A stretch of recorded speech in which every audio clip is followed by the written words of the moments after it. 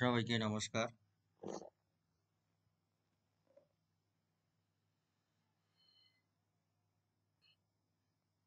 আমি গীতার সদস্য শ্রী জগদীশ চন্দ্র রায়।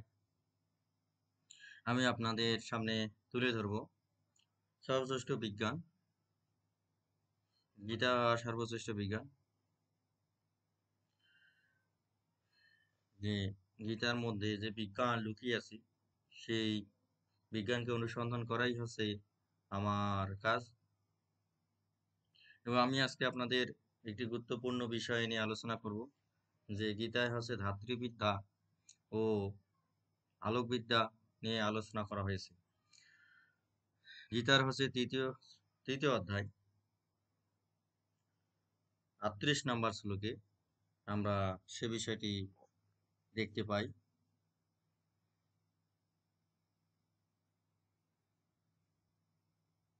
আপনারা দেখছেন,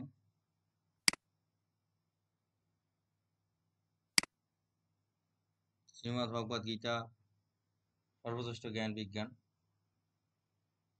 গীতা শাসক শ্রী জগদীশ চন্দ্র রায় যে ভাষ্য অনুযায়ী বইটি প্রকাশিত হয়েছে আনন্দ পাবলিশার্স এর মাধ্যমে। আমরা গীতার হচ্ছে সেই তৃতীয় অধ্যায়ে এলাম, হচ্ছে আমাদের তৃতীয় অধ্যায় কর্মযোগ। কর্মযোগের ৩৮ নম্বর শ্লোকটি হচ্ছে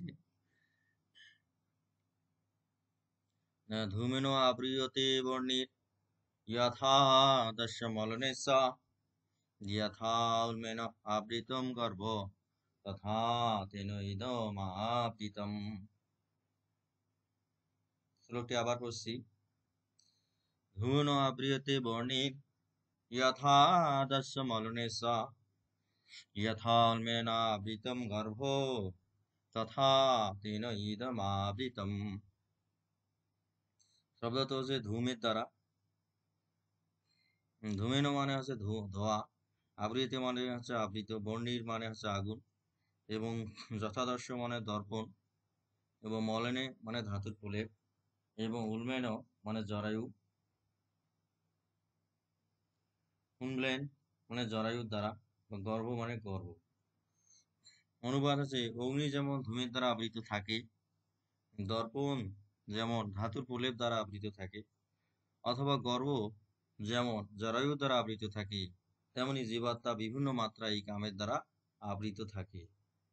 বৈজ্ঞানিক বিশ্লেষণ। ভগবান এখানে কিছু প্রাকৃতিক ঘটনা ঘটার উৎকৃষ্ট উদাহরণ দিয়েছে। ধোঁয়া দ্বারা আগুনের শিখা আবৃত থাকে। কাঁচকে প্রতিফলক বানাতে গেলে এর উপর ধাতুর প্রলেপ দিতে হয় ইলেকট্রোপ্লেটিং বা তড়িৎ প্রলেপন প্রক্রিয়ার মাধ্যমে। এবং তড়িৎ প্রলেপন প্রক্রিয়ার মাধ্যমে প্রতিফলক মানে হচ্ছে দর্পণ। যেহেতু দর্পণ আমরা বানাইতে চাই, তাহলে দর্পণের ভিতরে যে কোনো ধাতুর প্রলেপ দিতে হয়, যেটাকে ইলেকট্রোপ্লেটিং বলা হয়। সাধারণত হচ্ছে দস্তা দেওয়া হয়, বা ক্রোমিয়াম দেওয়া হয়, বা নিকেল ব্যবহার করা হয়। সেইখানে এখানে তড়িৎ প্রলোভনের কথা বলেছেন এবং আলোর প্রতিফলনের কথা বলেছেন। যখনই হচ্ছে আলো কোনো মাধ্যমে প্রতিফলিত হয়, তখনই মানুষ তার নিজস্ব হচ্ছে ছবি বা চেহারা করতে পারে। এটা একটা আলো প্রক্রিয়া, এবং আলো কিভাবে হচ্ছে প্রতিফলন হয় এবং আলোর বিদ্যা নিয়ে এখানে আলোচনা করা হয়েছে। যে যে আলো কোনো একটা স্বচ্ছ মাধ্যমে পড়লে সেখান থেকে আলো প্রতিফলিত হয়ে প্রথম মাধ্যমে ফিরে আসে। এই ঘটনায় হচ্ছে বলা হচ্ছে আলোর প্রতিফলন। এখানে আধ্যাত্মিকতা এই যে আমরা জানি যে ঈশ্বর হচ্ছে সকল জীবের ভিতরে অংশ হিসেবে অবস্থান করতেছে। তা মানুষ যদি প্রথমে যদি নিজেকেই দেখতে চায়, মানে ঈশ্বরকে যদি দেখতে চায়, তাহলে কি নিজেকেই দেখলেই দেখতে পারবে। যে কারণ হচ্ছে নিজের বহিঃপ্রকাশের মাধ্যমে হচ্ছে ঈশ্বরের প্রতিলিপি ফুটে ওঠে। যেন ঈশ্বর আত্মরূপে জীবের হৃদয়ে অবস্থিত থাকে, যা ঈশ্বরের প্রতিলিপি। সেরূপ দর্পণের সামনে দাঁড়ালেই জীব তার নিজস্ব প্রতিলিপি দেখতে পায় এবং আলোর প্রতিফলের মাধ্যমে গর্ভের সন্তানকে মায়ের জরায়ুতে সুরক্ষিত রাখতে পারে। ভগবান এখানে গাহিনী এবং ধাত্রীবিদ্যার ভিত স্থাপন করেছেন এই শ্লোকের মাধ্যমে, যে সন্তান জরায়ুর মাধ্যমে সুরক্ষিত থাকে, গীতায় তা প্রকাশ করেছেন। এবং জীবাত্মা বিভিন্ন মাত্রা কামের দ্বারা মহাশূন্য হয়ে বাস করে।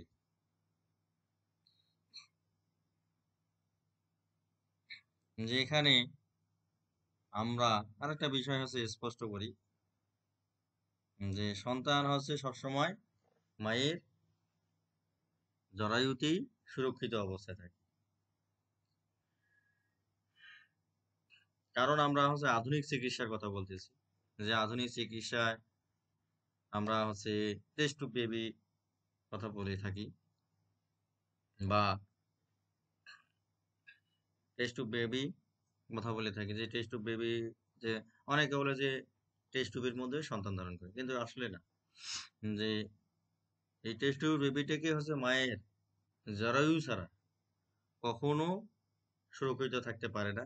সেজন্য টেস্ট টিউবেও হচ্ছে ভ্রূণ তৈরি করা হলেও, যে পুরুষ এবং নারীর হচ্ছে ভ্রূণ তৈরি করা হলেও, পুরুষ এবং নারীর ডিম্বাণুর সাহায্যে ভ্রূণ তৈরি করা হয়, সেই ভ্রূণটাকে মায়ের জরায়ুতেই স্থাপন করতে হয়।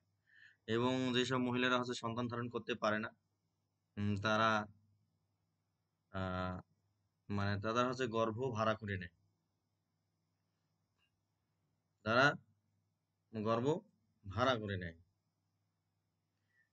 তাহলে সন্তান যে জরায়ুতে সবসময় যে সুরক্ষিত থাকবে তা ভগবান নিশ্চিত করেছে। এবং হচ্ছে এই গবেষণার মাধ্যমে বর্তমানে চিকিৎসা বিজ্ঞানে অনেক উন্নতি ঘটেছে এবং মায়ের গর্ভেই সন্তান সবসময় সুরক্ষিত থাকে। সবাইকে নমস্কার। আপনাদের আরো বিজ্ঞানসম্মত তথ্য আমি জানাবো। আপনারা যদি পাশে থাকেন তাহলে আপনারা আরো জানতে পারবেন যে শ্রীমদ্ ভগবদ গীতার প্রতিটা শ্লোকেই সূত্র এবং তথ্য।